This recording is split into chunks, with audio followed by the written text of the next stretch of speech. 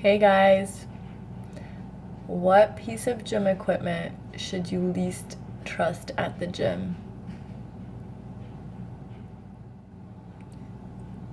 The lying leg curl.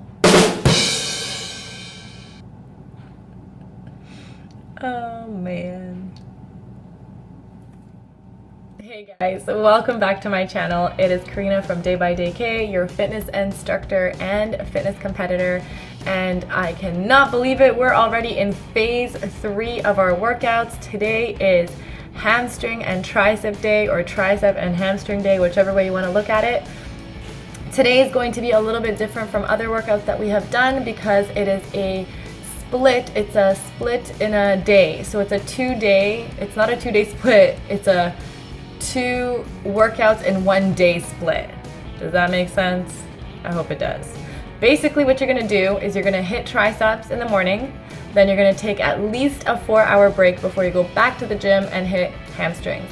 And if you're wondering, can you reverse the order of that? Yes, you can. You can do hamstrings first and then go back and do triceps. Actually, that's the way I prefer to do it because I'm fresher in the morning, more energy to hit those legs.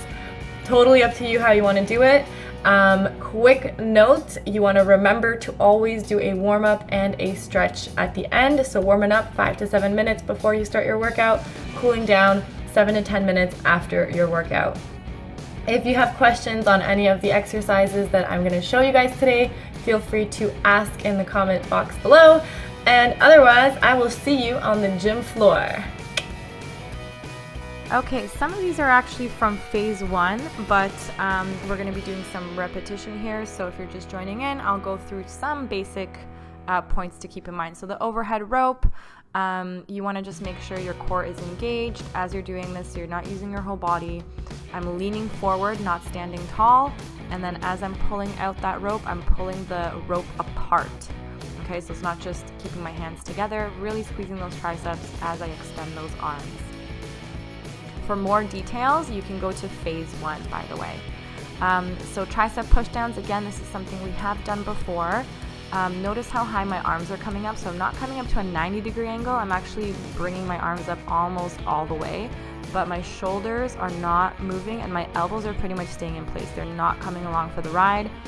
Same as the last exercise, I'm pulling that rope apart on the way down, really hitting those triceps.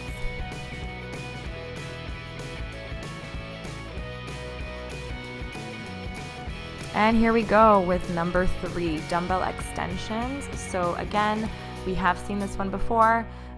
What you want to keep in mind is making sure that the shoulders and elbows are staying in place. I'm just bending and extending those arms. Flat back for this one and core is engaged. You should be feeling that in your triceps. Now this is option 2, but there's more than 2 options for this exercise. You can do this seated as well.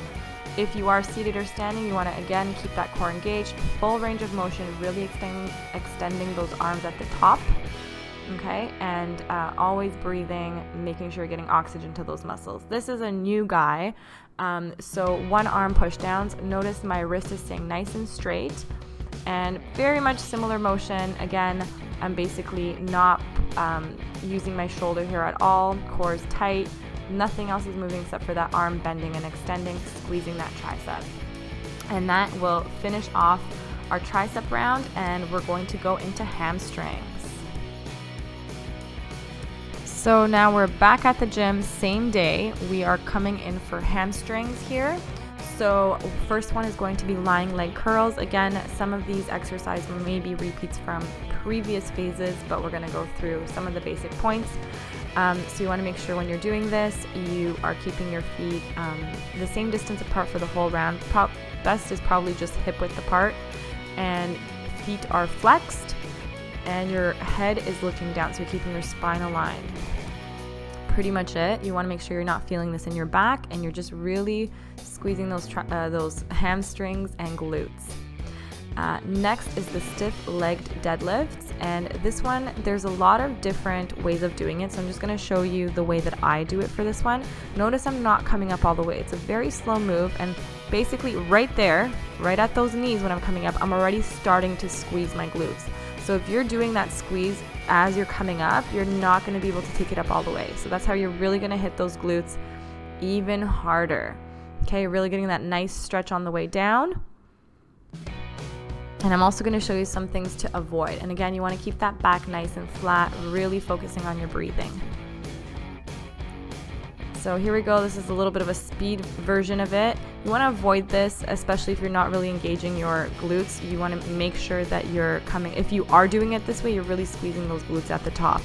And second set here, notice I'm rounding that back or anything weird with your back. You want to make sure it stays flat as you're doing that. And we're going to finish off this workout with one leg press.